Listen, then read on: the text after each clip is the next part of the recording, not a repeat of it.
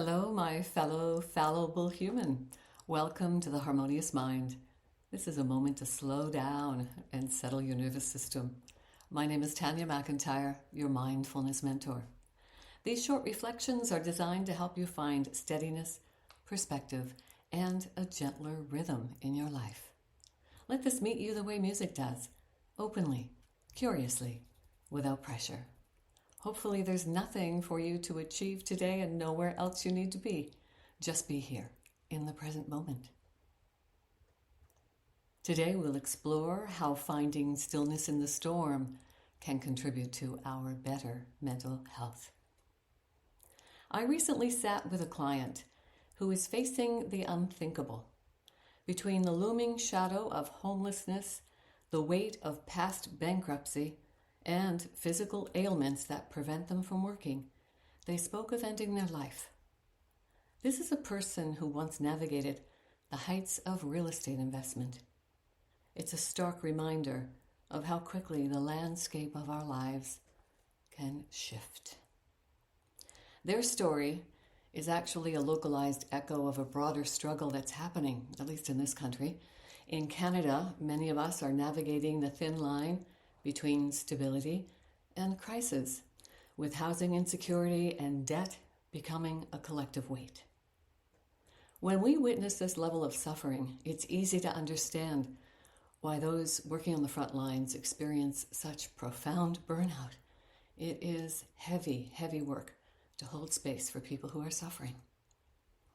My path toward mindfulness was not born out of a casual interest. It was forged in the fire of my own survival. For most of my life, I have lived with mental health and addiction challenges. I have known the inside of residential facilities. I've known the fog of prescription medications. And I have certainly known the relentless cycle of setbacks that often led me to suicidal ideations. For years, I wasn't sure if my ability to keep working was actually saving my life or simply keeping me just functional enough to remain miserable. What I eventually discovered is that while life is often a series of dire circumstances, our relationship to suffering can evolve. We are all biochemically unique, and we require different tools at different times in our lives. The goal, or the acronym I like to use, the KEY, K-E-Y, is keep educating yourself. And it isn't about finding a perfect cure. It's about building a personalized toolkit that helps you manage the volume of your inner critic. Remember, our mind gradually takes the shape of what we frequently hold in thought. It's a crazy thing happening up there. I call it the itty-bitty shitty committee that never shuts up.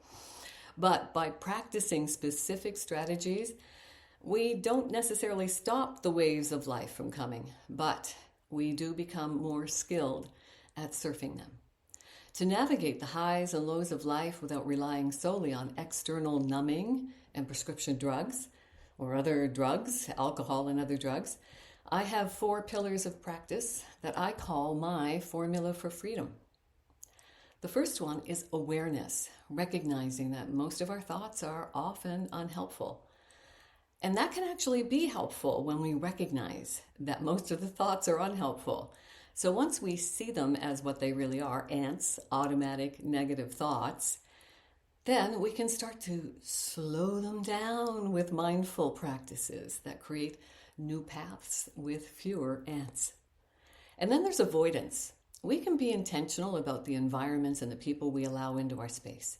Our lives are often the sum of the choices we make and the boundaries we set. I prefer to call them mutual respect lines. It sounds less aggressive. But we actually do become the company we keep. So make sure you are keeping the company of people who are lifting you up and not pulling you down. The next is attention. We want to stay focused on what is within our control. When we focus on those small, manageable actions of the present moment, we naturally drown out the overwhelming narrative of the what-ifs.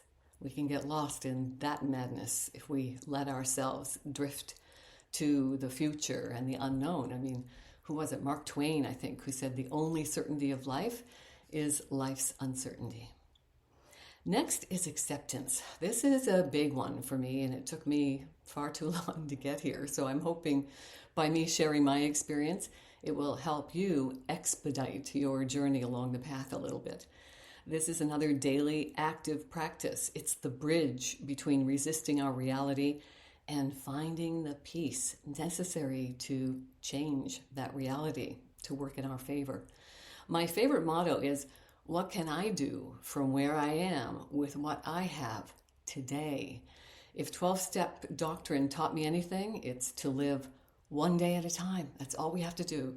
Navigate the waves of life one day at a time. And if one day seems too much, take it 1 minute, one breath at a time. So this unconditional acceptance, and the unconditional is key here because I had lots of conditional acceptance in my life. Reaching unconditional acceptance for not only ourselves, but for others and for life, the unpredictably life things that come up, that is a concept that I practice every day. Unconditional acceptance for myself, for others, and for life. It's a valuable tool to help manage our mental health. So I actually created a 3-part course that I share on Insight Timer, and I invite you to track it down there. I'm your mindfulness mentor on Insight Timer. I am so grateful to belong to a family of people who collectively want to share their experience, strength, and hope with you, hoping that we can smooth out that path for your journey, wherever you're heading. As long as you keep setting your intention, walking your path, keeping your intentions, your actions aligned with your intentions, you can't go wrong. Thank you so much for spending this time with me. I hope these reflections bring you a little more comfort, a little more clarity, and a little more calm. Join me for future episodes of the Harmonious Mind as we continue to explore practical ways to build better mental health. My name is Tanya MacIntyre. I am your mindfulness mentor. Please keep showing up for yourself. Remember to talk to and treat yourself like you talk to and treat a good friend. May the force of mindfulness be with you always. And remember, you are the force.